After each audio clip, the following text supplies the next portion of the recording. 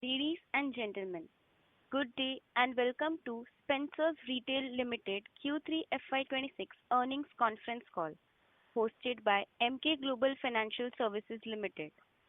As a reminder, all participant lines will be in the listen-only mode, and there will be an opportunity for you to ask questions after the presentation concludes. Should you need assistance during this conference call, please signal an operator by pressing star then zero on your touchtone phone. Please note that this conference is being recorded. I now hand the conference over to Mr. Sunny Bhadra from Emkay Global Financial Services Limited. Thank you, and over to you, sir. Thank you, Palak. Good evening, everyone. I would like to welcome the management and thank them for this opportunity. We have with us today Mr. Anuj Singh, CEO and MD, Mr. Manjir Basu, CFO, Mr. Anand Kumar, Group Head, Investor Relations, and Mr. Pankaj Kedia, Executive Director, Investor Relations. I will now hand over the call to Mr. Anuj Singh for the opening remarks. Over to you, sir. Thank you very much, and good evening, everyone, and welcome to Spencer's Retail Limited's Quarter 3 results call. I'd just like to start by giving you a brief commentary. I'm sure you guys would have had a time to go through the results, which were announced post our board meeting on Friday at around 3:15 p.m. So look, overall, Quarter 3 this year, Quarter 3 is actually a true like-for-like comparison when it comes to Spencer's Retail, especially the Spencer's part of the business, because as you would be aware, that in Quarter 2 of last year, we had done the optimization and the exit from certain regions in South and in NCR. So up till then, the comparative was not like-for-like. But Quarter 3 onwards, it's a like-for-like comparison because we were operating with our current footprint in Quarter 3 of last year as well. However, having said that, the only difference this time in Quarter 3 is that the festive season, which for us is a combination of Durga Puja and Diwali, was split between September and October. So the goodness of the festive season, which last year was fully baked into one quarter, Quarter 3, this time was split between Quarter 3 and Quarter 2. So therefore, it's not really a like-for-like. But having said that, let me give you some color on the overall. So overall, if you look at the Spencer's consolidated performance for Quarter 3, I would term it as a very solid performance. We saw good quarter-on-quarter growth. Obviously, compared to Quarter 2, there was good growth, 13% quarter-on-quarter growth.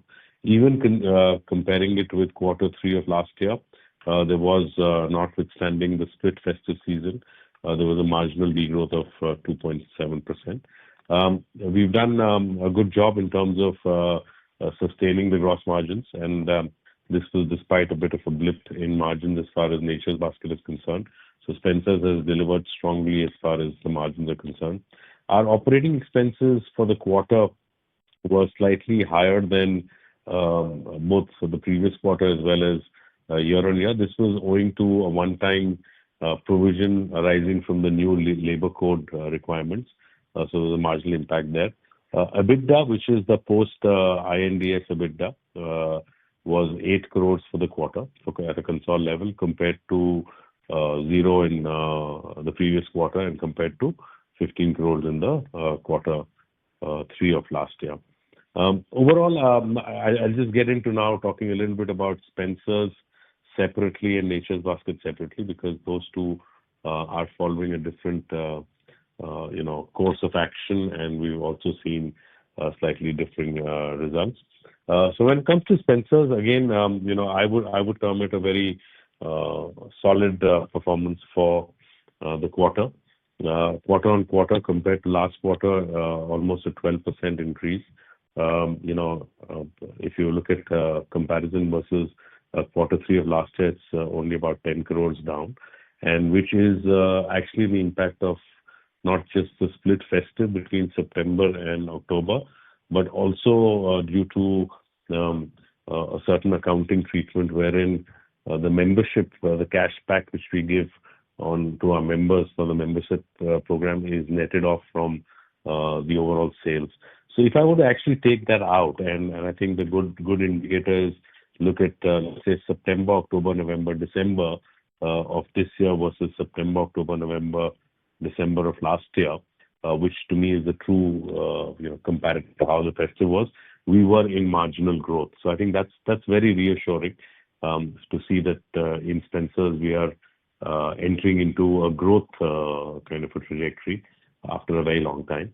And this is driven largely by both the offline decline being stemmed by what I would say very good traction in our membership program, as well as the continued growth in the online. If you look at the online numbers which were there, online in quarter three for us has grown compared to quarter three of last year, has grown by 27%. So we delivered close to 54 crores in sales on Jiffy, which is the online platform. Now this could have been higher, but we took a very conscious call to also limit our burn and therefore focus on a good quality organic recruitment as opposed to expensive inorganic customer acquisition.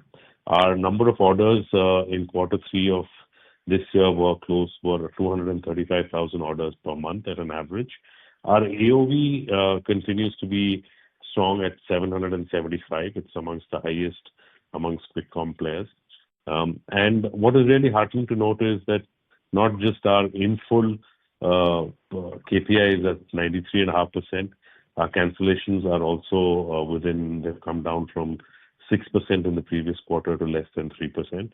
Our on-time delivery continues to be around 92%, and our delivery time frame is under 30 minutes. So 9 out of 10 orders, for us are delivered within 30 minutes, which is good. I think on Jiffy, the other good part is in e-commerce is that our unit economics is positive in quarter three. And when I say unit economics, it's if you look at your RGM per order and the fulfillment cost of an order, net of that, are you making money? And for the first time in quarter three, we have been able to have positive unit economics. So we make roughly about 100 plus as far as our RGM per order is concerned. And our fulfillment cost is 94. So we make about 6 rupees.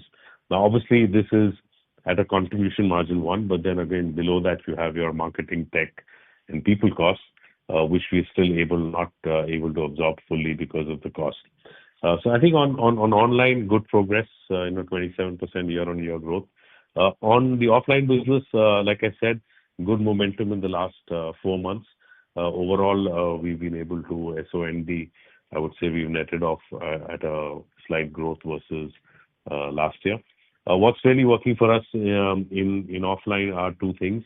One is, despite I would say, constraint working capital, we've done a good job in terms of inventory optimization, not just from days on hand optimization, which has resulted in better availability, but we focus on what we call our quick selling items and got a higher level of availability, which has translated into good level of sales. So I think good work done there. Like I said, the membership program for us, which we launched in July of 2025, has started giving us good results. If I give you a slight sense of the scale at which we're operating right now. So we exited quarter three with more than 70,000 members who have registered and paid for this membership, which is roughly about 10-11% of our active monthly customer base. What's heartening to note for this program is that the behavior, the consumer buying behavior for these members is remarkably different from non-members. So if I look at it in terms of three metrics, one is the N+1 return, which is a measure of somebody buying this month, coming back and buying next month. That N+1 retention rate or the return rate for members is 80% plus. The second KPI around members is if you compare the average monthly spends which a member does as opposed to a non-member, the average monthly spend is about 3 times that. So it's about 7,500 per month is what members spend. And the third and the most critical one is that the frequency of shopping in a month for the members is 2x. So it's more than 4 times a month. So directionally, this membership program is really working well. This is helping us to stop the erosion in footfalls, NOBs, and therefore sales offline. So while online continues to grow, I think offline we have kind of, I would say, arrested the degrowth to a significant amount as far as the last 4 months is concerned. If I look at the other salient part in Spencer's performances, if you look at the gross margins, so gross margins have been at 20%, which I think is a very nice high number, given the fact that our fashion and GM mix is not very high. From a pure food, fresh and non-food FMCG point, 20% margin is, I think, a creditable job. It compared to last quarter where we were 19.6, 40 basis point up, and compared to last year's again 30 basis point up. Operating expenses just a little bit more in terms of from the previous quarter, largely on account of the labor code, but still lower than last year. And we've been able to deliver an EBITDA which is post INDS EBITDA of 15 crores versus last quarter of 13 crores and the previous year of 17. So if I were to kind of adjust for three things, one is the split festive season, the accounting treatment for the cashback on our membership purchase, and for the new labor code expenses, I would say in quarter three we would have seen growth.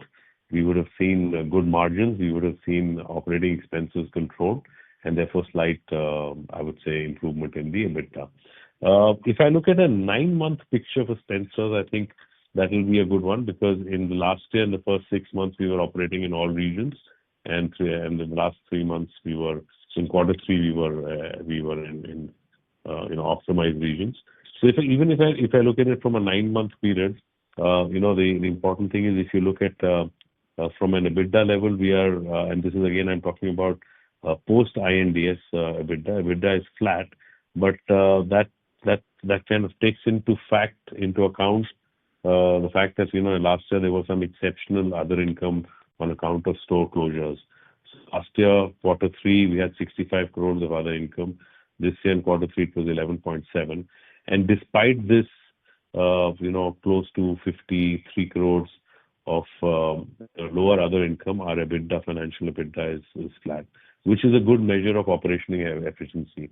We don't break out the pre-INDS numbers, but I can tell you that the pre-INDS EBITDA, which is purely the, I would say, operational EBITDA, on the offline business of Spencer's, we have in the 9 months compared to last year, we have now operating at half the level of EBITDA losses which we were last year at an operating EBITDA level. So I think that's all in all, it augurs well. We are quite confident that the Spencer's part of the business from a growth perspective is driven by online. Offline is stabilized and will come back into growth definitely in quarter four. And both of them are coming at decent expenses. Online, of course, there's some investment, but we will see a tapering of that as well.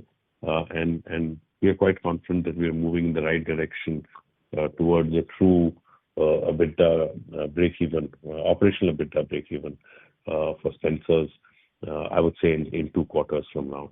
So that's at the EBITDA level. I think on Nature's Basket, we did see an improvement quarter on quarter, obviously the festive quarter. So if you look at it, it's 81 crores versus the 68 crores in September quarter. Y on Y, a drop. Again, this is owing to 2 things. One is the split festive season, plus also the fact that last year we had the gifting part of the business was with Nature's Basket, but as the gifting studio was part of Nature's Basket and now had been hived off last year, so that sales is not coming. So net accounting to that, I would say it was a flat quarter for NB. The only blip for Nature's Basket was the 300 basis point, I would say, reduction in margin versus quarter three of last year. And again, that's something which is largely internal. It's got to do a little bit with you know not so much a change in the mix, but certain terms and negotiations with suppliers. We are quite confident that this is something which we will fix, because the true margins of this business have to be, and in the past we have delivered in the region of 29-30%. I think if Spencer's can get to 19.7, 20%, there's no reason why Nature's Basket should not be delivering close to 30%, and which is what it has missed in this quarter, but we are quite confident that it'll come back. On the operating expenses side, good work done on Nature's Basket in terms of controlling costs, and therefore at an EBITDA level, financial EBITDA level, a slight EBITDA of 1 crore versus flat in last year quarter 3. So overall, I would say, look, it's a strong quarter-on-quarter performance. Y-on-Y, excluding the impact of split festive, we are getting back to growth as far as Spencer's is concerned. We have, they've been in quarter 3, they've been, months of growth. December, we've also kind of done operational EBITDA break-even in the month of December. Offline is coming back, online is growing, but we're trying to control the losses here. The RIPL online losses were 12 crores in September quarter of this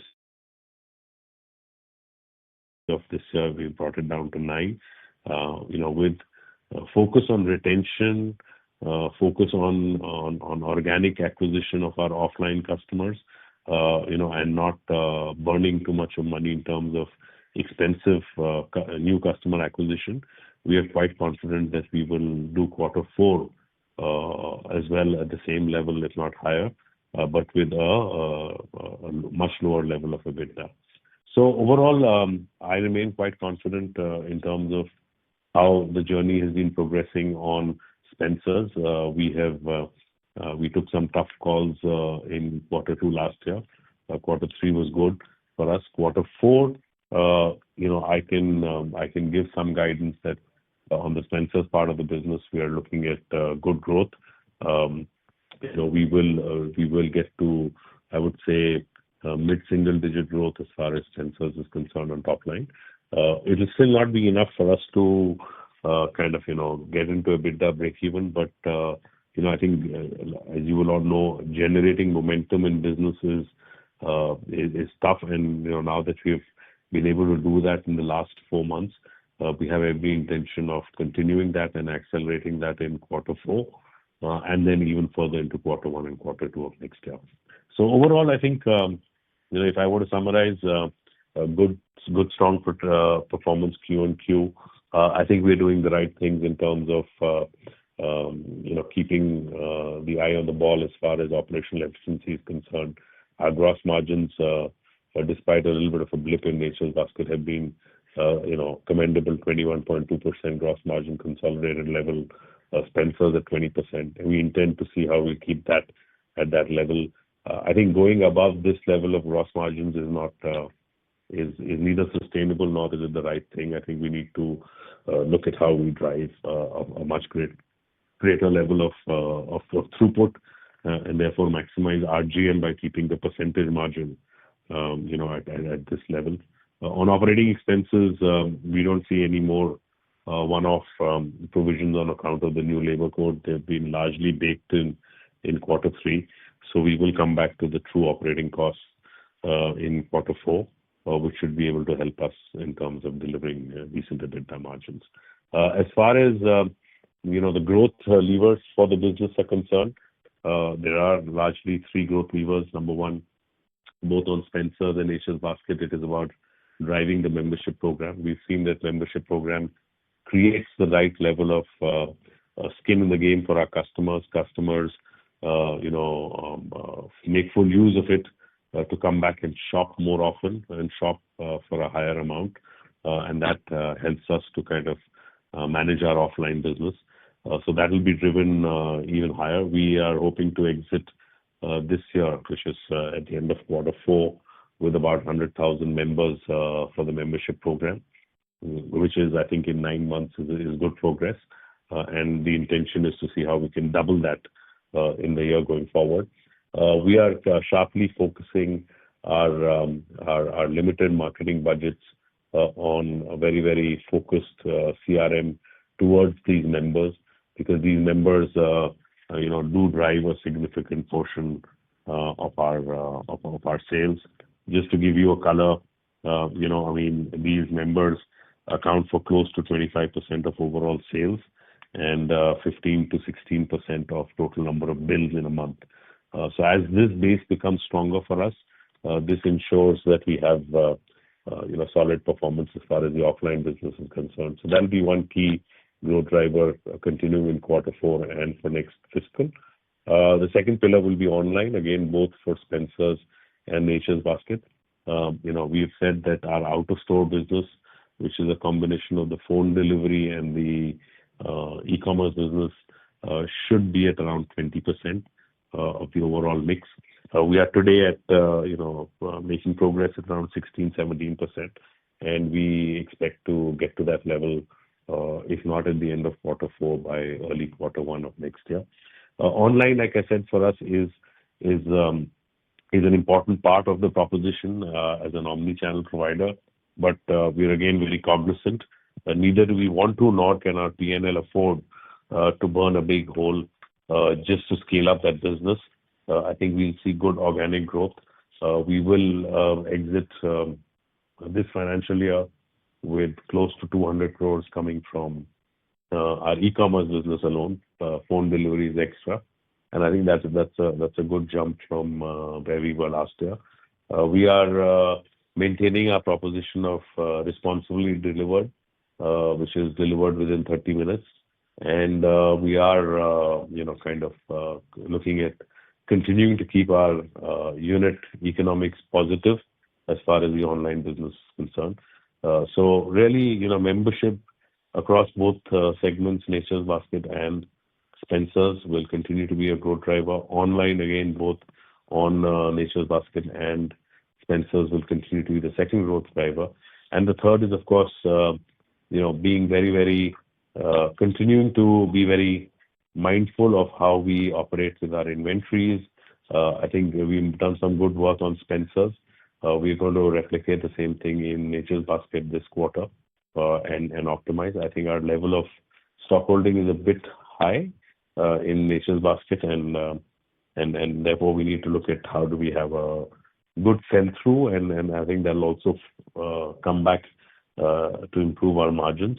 So operational efficiencies in terms of discipline on cost lines and on optimal inventory holding, and looking at fast liquidation of old aging inventory will help us to improve our profitability.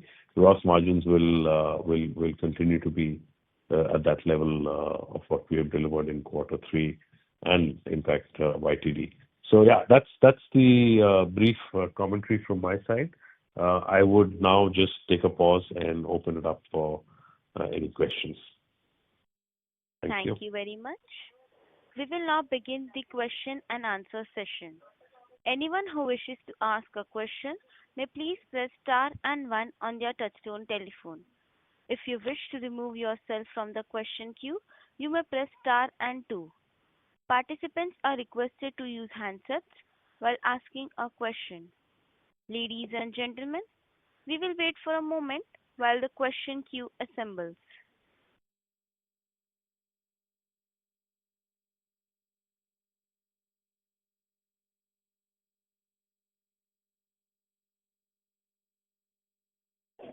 The first question is from the line of Anita Bajaj, an individual investor. Please go ahead. Thank you very much for the opportunity. Congratulations on good set of results. Just a couple of questions from my side. Firstly, I wanted to understand, with Q1Q growth picking up, which parts of the business are showing the strongest momentum as we move into Q4? Okay. So thank you. When you just want to understand a little better, you're saying when you say which parts of the business, Are you referring to the channels, the categories, or between Nature's Basket, Spencer's, and Spencer's offline, online, or is it a combination of everything? A combination of everything and particularly categories. Okay. So look, like I said, what we've seen is quarter on quarter, of course, is historically, quarter three is historically better than quarter two, and quarter three is even better than quarter four. But therefore, I mean, that's I would not look at just quarter on quarter. I'll also look at year on year. And I think on year on year, where I see good, momentum, and where I see growth, witnessing growth is actually, if I look across the three business segments, it is online, which is growing for us. It is parts of our offline business, which is growing in the Spencer's part. And Nature's Basket has a bit of catch up to do as far as growth is concerned. If I look at it from a category point of view, what is really firing growth for us is staples, and firing growth for us is staples, fresh, which are important ones because they are the monthly planned shopping basket, and we are getting a higher share of that, which is good. So I think that's showing good growth. We are on FMCG, on certain parts like beverages, we are doing better. Non-food FMCG, home care does and personal care are doing better than what beauty portfolio is doing, beauty. And I think that's a function of how consumers are shopping between offline and online. We are, being again very pragmatic, as well as, I would say, I won't call it aggressive, but very mindful of our price index versus both offline competition and online competition. And we are using that to make Spencer's a destination for monthly purchase for most of the categories, but particularly so for staples, fresh, and for processed food and beverages. And we see the results of that coming in. It's heartening to see that growth coming through. In terms of our geographies, for us, Eastern UP has done, I would say, relatively better in terms of growth, both Q on Q and Y on Y, compared to East, as far as Spencer's is concerned. And for Nature's Basket, Bombay and West has done slightly better than South. South, we do have, we've had some internal challenges as far as operations are concerned with the Nature's Basket operation in Bangalore, which we are fixing, and I'm sure that this will come back. So I think between channels, categories, and geographies, I've been able to tell you where we are seeing good momentum, where we are seeing good traction, and we are quite confident that this will continue into Q4. We are I wouldn't call out and saying that we have discovered or rediscovered our growth mojo, but we have certainly built some momentum in some parts of the business, in some channels, in some categories, and we don't intend losing on that momentum, but building on that momentum to see how we can fire the other categories as well. So for us, staples, fresh, processed food, beverages, continue to be what will drive our growth. We are a grocery food first retailer, and we're seeing that. And it'll be both offline as well as online, which will drive our growth. And geographies, we don't intend to have any particular geography which is lagging behind. So both East and East UP will be in growth in quarter four for Spencer's, and for Nature's Basket will be both West and South. So yeah, that's how we are looking at growth. I'll preempt a question in terms of what are our plans for new store openings, etc. Look, we have a few stores in the pipeline, but we are not actively looking at adding because so far we believe that we have a footprint from where we can juice more sales. We are not close to I would say the ceiling as far as productivity per store is concerned, as measured in SPSF. Our SPSFs though have kind of improved compared to last year. So at a console level, we are at about 1,800 rupees a square foot per month. But I think there is opportunity for us to grow that. We are where you will see new stores will be largely a few where there's the relocation from existing stores which we will shut down because of locational underperformance or underperformance of the store. As you can appreciate, as a city develops, there are certain parts which because of whatever construction, flyovers, development kind of sees a change, and therefore we will not we will relocate those stores. So you will see a couple of relocations. We will do a couple of relocations in Lucknow. We'll do a couple of relocations in East as well. But we are not going to add on too many new stores, at least in quarter 4 and quarter 1. We believe we have the playbook, we have the levers to drive growth from our base of stores which are currently there, and drive the online and out-of-store business from our network of gray stores, which is basically fulfillment zones within the stores. So that's what our growth would be. I hope I've answered your question. It was a bit of a comprehensive answer. Yes, that was quite detailed and helpful. Just a follow-up question around margins. You have mentioned margin discipline while guiding the growth. Which efficiency initiatives are delivering the most impact right now? Sorry, I didn't get your question. Can you repeat? On margins, what was the question? Since you have mentioned the margin discipline while guiding the growth, which efficiency initiatives are delivering the most impact right now? No, so I think, look, from a margin point of view, it is, it's ongoing. Our, we have for a grocery retailer, I think we have, I would say, I would try to be modest, but I'll say we have, best in class gross margins.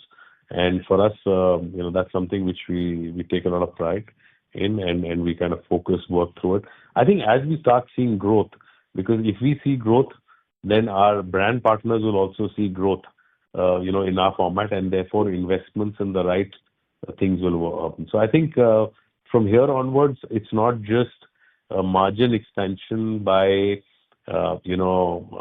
working with new suppliers or listing new brands. I think it is about delivering growth.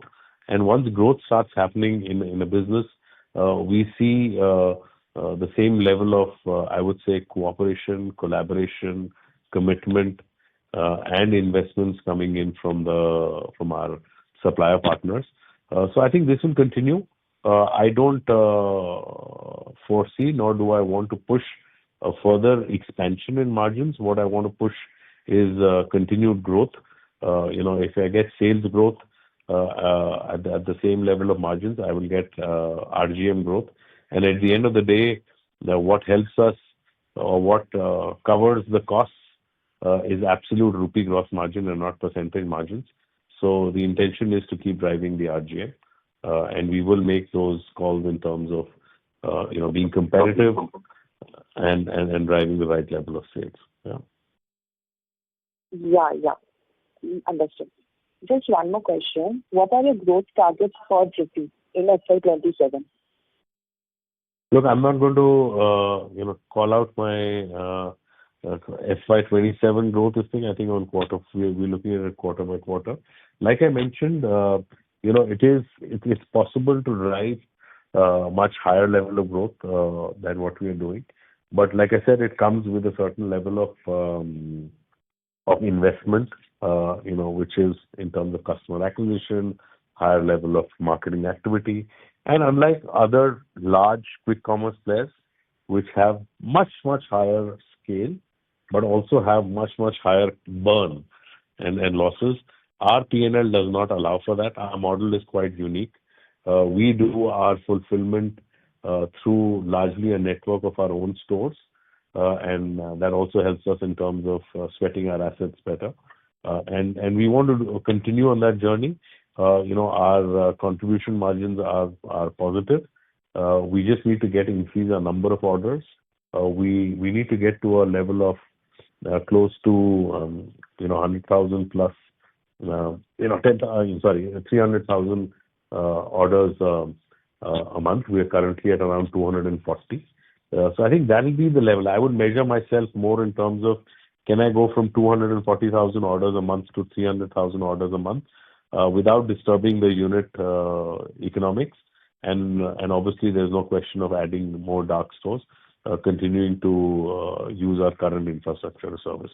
So that'll be this thing. Now, whether that growth is 25%, 30%, I'll take it, because we can't afford to burn too much of money on our online business.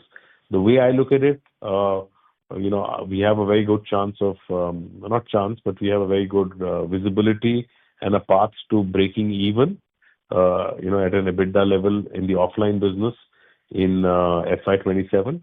And we don't intend to kind of, burn too much of money on the online business, so that, our EBITDA losses for next year would be largely on account of whatever little investments we're doing on online. So online will be a measured growth. It will definitely be growth, but it will not be growth at any cost or growth by incurring a huge loss. Yeah. Yeah. Okay, so very clear. That's it from my side. Thank you and all the best. Thank you. Thank you, ma'am. Ladies and gentlemen, to ask a question, please press star and one now. Participants who wish to ask questions may please press star and one at this time. The next question is from the line of Siddharth Negandhi from CWC. Please go ahead. Hi. Thanks for the opportunity. Just wanted to understand in terms of the improvement that you've seen on a sales per square feet basis. Are you seeing this improvement happen across sort of town classes? How are you seeing the impact of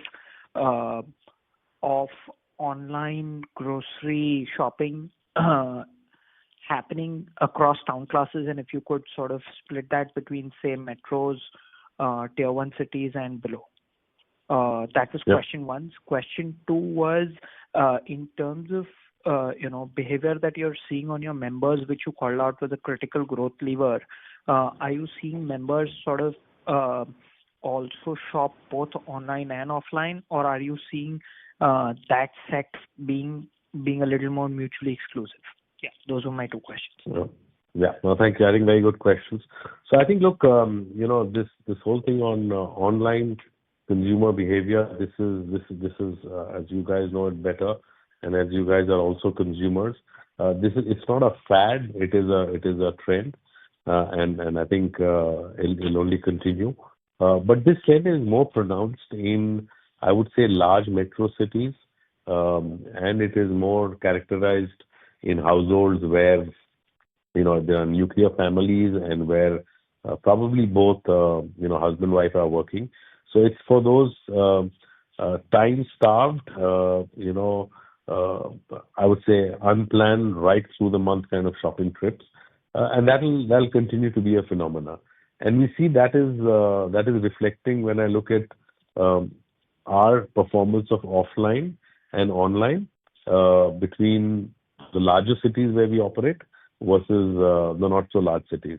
So, for example, if I look at West Bengal and I split it between Calcutta and upcountry West Bengal, my offline is a lot more resilient and growing, still growing with good footfalls in the upcountry, non-Calcutta locations, and my online is correspondingly getting better traction and does bulk of my business when it comes to Calcutta as compared to upcountry.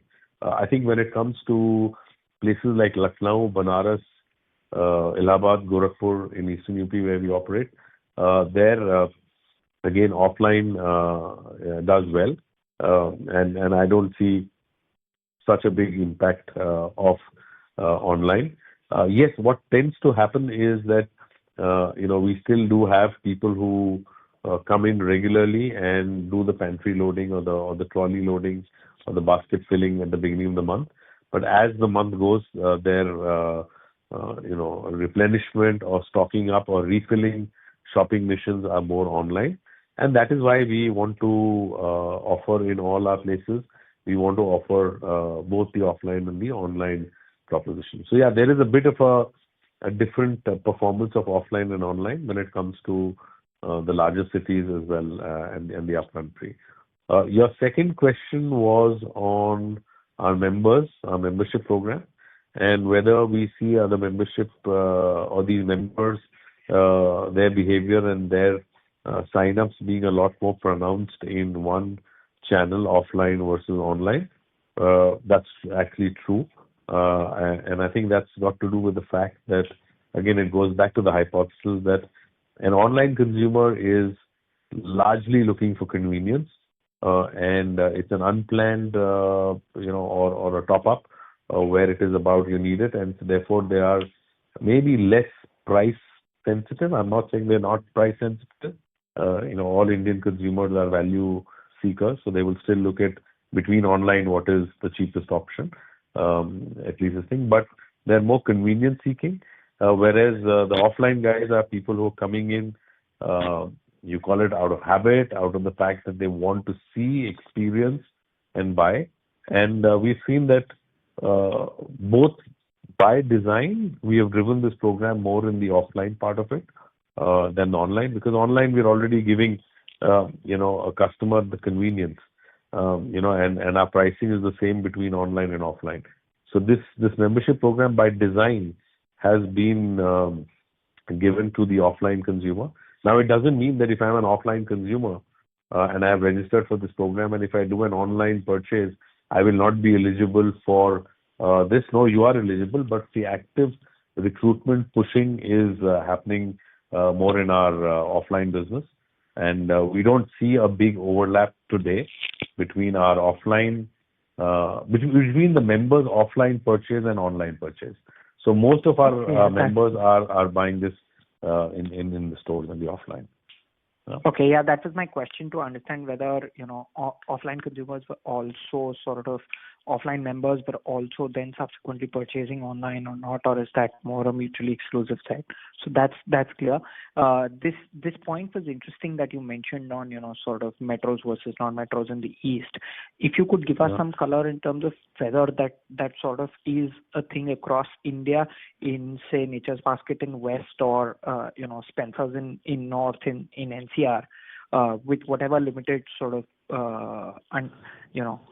presence that's there. But are you seeing if I may, you're seeing a 5% sales per square feet growth on a year-on-year basis. Could you give us a sense of, how much of that, at what index would metros be versus 5%, and what index would, say, non-metros be? Yeah, see, first of all, I think for Spencer's, we don't operate in the South, we don't operate in the West, we don't operate in NCR. So I think I've given you those things. For Nature's Basket, online still is, Nature's Basket, the whole proposition is gourmet, curated assortment. And therefore, so far, we have not seen too much of online, consumer buying in those categories. Though having said that, in places like Bangalore, there are a few online startups which are focusing on gourmet. But that's not been the case. So I don't think on that part of the business, the impact is there. Most of our business of Nature's Basket is concentrated in Bombay and Bangalore, which are the metro cities where quick commerce is also quite prevalent. I think, given the assortment, given the uniqueness, and the whole experiential buying, I don't think the impact of quick commerce would be that high. Now, having said that, we are also strengthening our e-commerce proposition for Nature's Basket. So in Q2, we had revamped the app for Nature's Basket.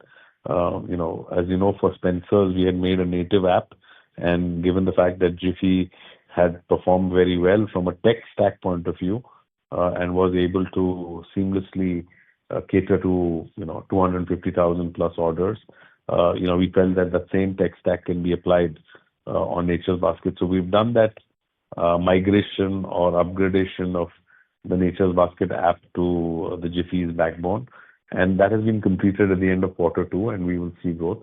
So I don't see a big impact of quick commerce in the Nature's Basket gourmet segment.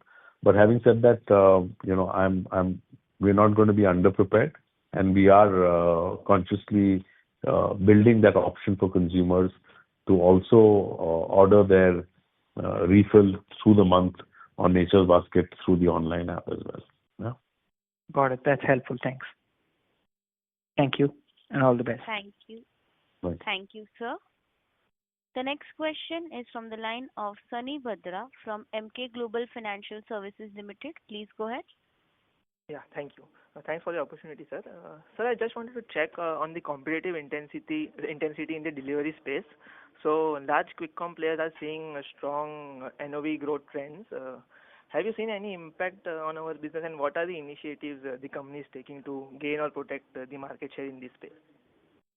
You're talking specifically competition in the online delivery? Yeah, delivery space. On the quick com players, they are seeing strong growth trends. I just wanted your thoughts on that part, sir. Yeah. So look, I mean, we are not in the same league as the other quick com players which you're talking about. They have a much higher scale. They have a slightly different business model, both in terms of acquisition of customers, in fulfillment, and in terms of their ability to sustain losses of far higher magnitude. So we are not in a race with them to either compete on that scale or on that business model of opening thousands of dark stores or losing hundreds of crores per quarter on that. So we're not in that game. Our model is very different. Our model is to offer our Spencer's customer an online option and also acquire customers who are loyal to us and who are familiar with the Spencer's ecosystem. And we are doing this in a manner where we are utilizing our store footprint because in cities like Calcutta we have stores which have a coverage of at least 99% of the pin codes, and we are able to deliver within a radius of 4 to 5 kilometers, which is what it is. So our model is very different. What competition is doing is keeping the relevance or the need for instant delivery convenience high, and therefore for us also we have to be cognizant that we need to have some proposition which gives consumers the convenience. Our model is built around brick and mortar, but we also want to give an online message. So I'm not getting into a fight with the big boys because I can't get into a fight with the big boys. They have a different model, they have a different scale, and they have a different P&L funding means which I don't have. Our model is for I understand that. I got your point. Thank you for the explanation. I wanted to check, since they're expanding now into smaller tier of cities as well, right? Big time.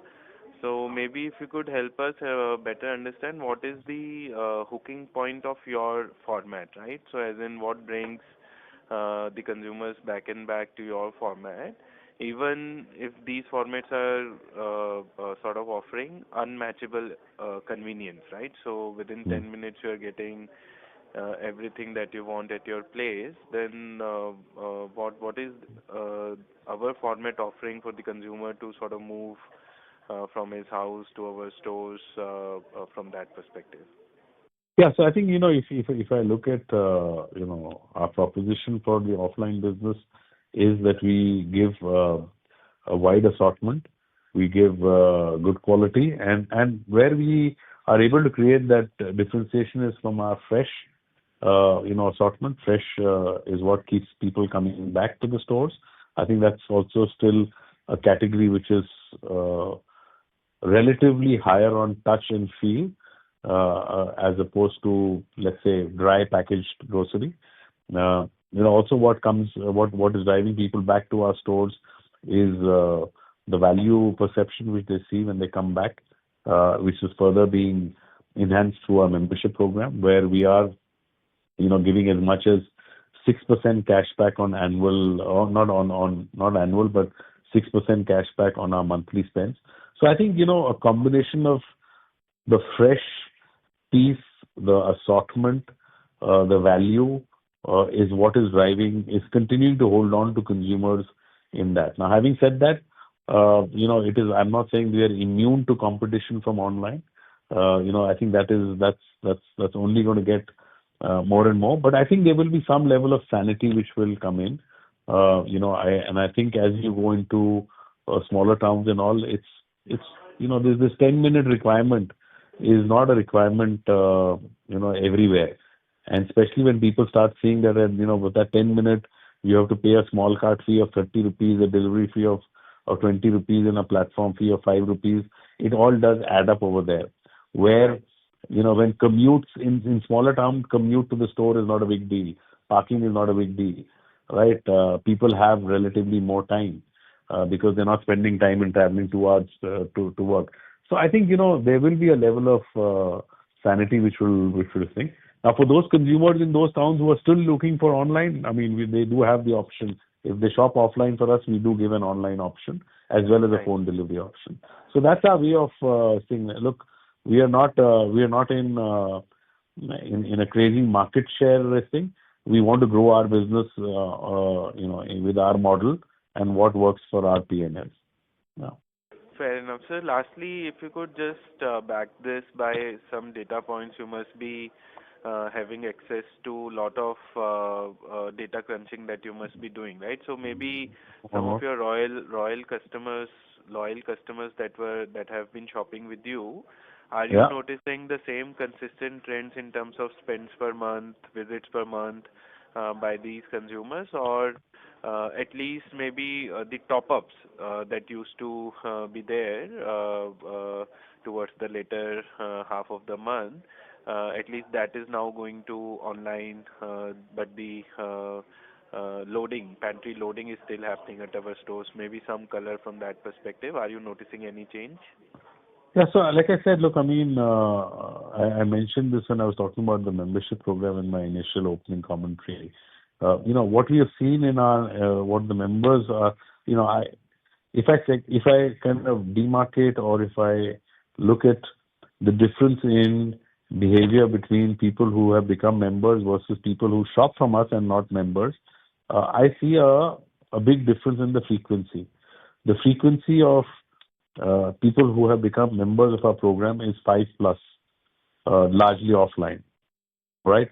Their average monthly spends is in excess of 7,500 plus.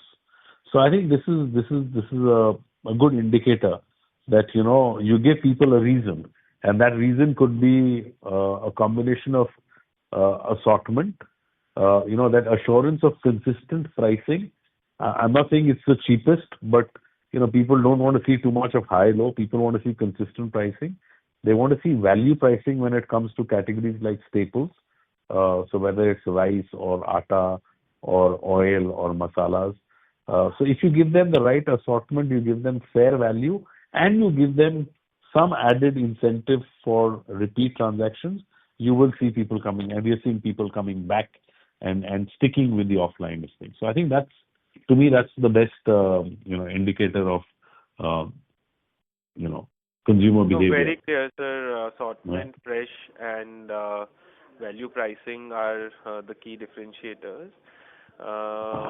I just wanted to, just last question from my end. Sure. Maybe from a market perspective, definitely the growth rates are very hard to digest for quick commerce players, right? So maybe this market is segmented across, say,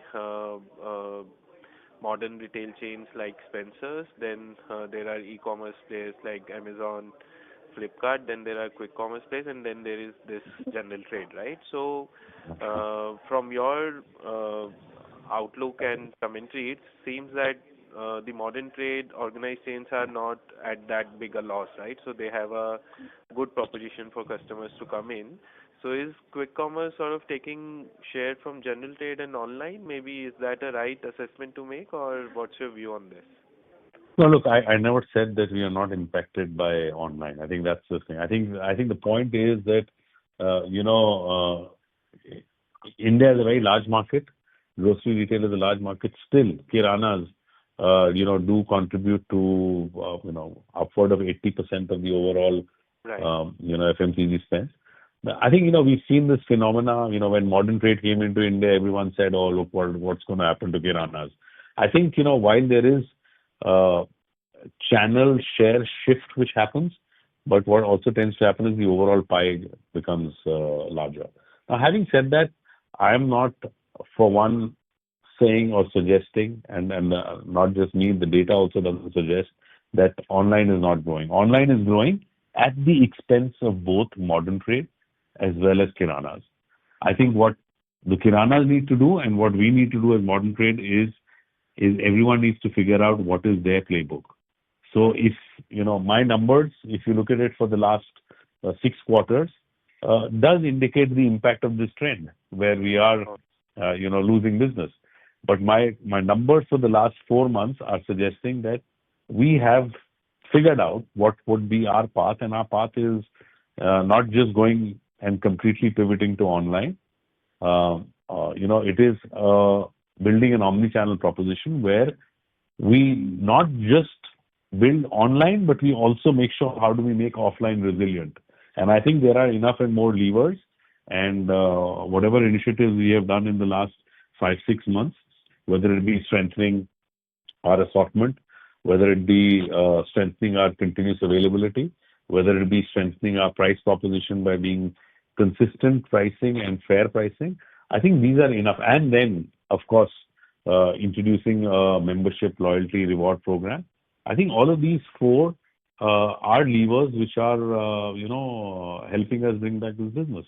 And I'm sure similarly, kiranas are also responding by upping their level of personalized service, delivery, pricing, credit, etc. So yes, I mean, there will be some shift, but I think it's a large market. And ultimately, players who respond, who adjust, and who kind of, discover new muscles are the one who will be able to ride this out. So I think that's the way I would look at it. Yeah. Just a small follow-up, sir. How far are we from reaching a steady state here? As in, will online continue 1 to 2 years take share from modern trade, or is it like now more of an equilibrium? Now all of them should grow at respective paces. Look, I'm not an expert, prophecy thing in terms of what is going to happen to online. I think online will look again, like I said, it is going to go. It is going to continue to grow. I can't comment whether it will grow at the same rate as the base starts becoming larger and larger. You will see some of those growth rates coming down. I think also, the pressures on the P&L would be would come into this thing, especially as players start moving from being private players to becoming more in the public market after their IPOs. Right. So I think, look, there will be some level of sanity. I think both the leading quick commerce players have, in their last quarterly comments, have talked about, I don't know exactly the term, but it said something like irrational competition. Right. Right. Yeah. So I think they'll realize that there has to be some level of pragmatism in terms of how long and how much can you afford to build. So I think businesses will need to be over long term built sustainably, and with sustainable levels of margin, with sustainable level of costs, and with sustainable level of profitability. So far, across the world, we haven't seen a profitable online grocer, right? Yeah. Name it. But we have seen profitable offline grocery retail chains across the world. So I think, look, that says it all. Growth at any cost is good at the startup phase. It might be still doable for a company which has access to deep private capital. But once you're in the public market, once you're a publicly listed company, I think there are different pressures and you need to kind of do it. So I think, there will be some moderation which will definitely happen. So you mentioned assortment, availability, pricing. All of these are great attributes for a business, right? So, but anything on private labels? Are you thinking on those lines, as in across categories? That can also be a key differentiator, right? So are you thinking on those lines? Yes. So when I say assortment, it means that, in the assortment, you need to have a good mix of, what we call good, better, best, a good mix of national brands, regional brands, local brands, and private brands. So I think that's all encompassed when I talked about assortment. It's not that we don't have a private label business. We do have a pretty strong private label mix. Our mix of private label is more pronounced and is stronger as far as staples is concerned. Close to 35% of our staples category is accounted for by private label. So, yes, private label is an integral part. But again, we have to be pragmatic enough to see on which are the categories which lend themselves to private label better than certain other categories. So typically for retailers, staples is highly indexed on private label. It is some parts of cleaning. So whether it is, floor cleaning, toilet cleaning, those are the kind of, categories which are amenable. And then, of course, you have fashion and apparel. Packaged foods also. Packaged food also to some extent, yes. So we do that. But we are strong as far as staples and a bit of packaged food is concerned. We are not, expanding into others. But private labels is an important part, yeah. So non-foods, FMCG and apparels are a bit on a lower end, but staples, foods as well as packaged is a high component of your private label. Yeah, right? yeah. And I think the other way to look at it is, it is, again, I don't want to preach, but and I don't want to sound a bit, I would say arrogant, but I don't think the issue on Spencer's is on the margins. I think the margins at 21.2% for the quarter, and YTD margins at Spencer's close to 20%, 19.6%. I think they're healthy.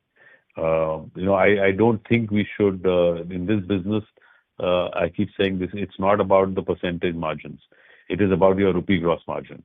I would love to trade off. And I'm not saying I'm doing this, so please don't get me wrong, but I would love to trade 20% margin for a 19% margin if I can get, 10% sales growth, and if my SPSF can be 2,500 rupees a square foot. I think that's where magic happens in retail. You can look at the most successful grocery retailer in the country and go and look at their SPSF figures and go and look at their gross margin figures. Their gross margins are not more than 14.5%. So you look at their inventory terms. Their SPSF is 35,000 rupees per square feet, right? So that's what I'm saying. So, at some point of time, this obsession with just high margins, percentage margins, has to be replaced with more of a top line driving, your SPSF and driving a far higher share of this thing. 20% of 100 and 19% of 1,000, you can do the maths, which gives you a higher RGM. and what helps you absorb costs is not percentages. All our other costs are not in percentages. Rent, salaries, operating expenses are all in absolute amount. So I think, the focus is on driving RGM. And of course, I'm not saying we will sacrifice margins, but we'll be pragmatic about how much we can push percentage margins and how much we can push our top line and drive absolute rupee margin growth. Yeah. Thank you very much. Yes, sir. Thank you so much. Thank you, sir. Ladies and gentlemen, that was the last question for today. On behalf of Emkay Global Financial Services Limited, that concludes this conference call. Thank you for joining us, and you may now disconnect your lines. Thank you so much. Thank you for hosting and listening in.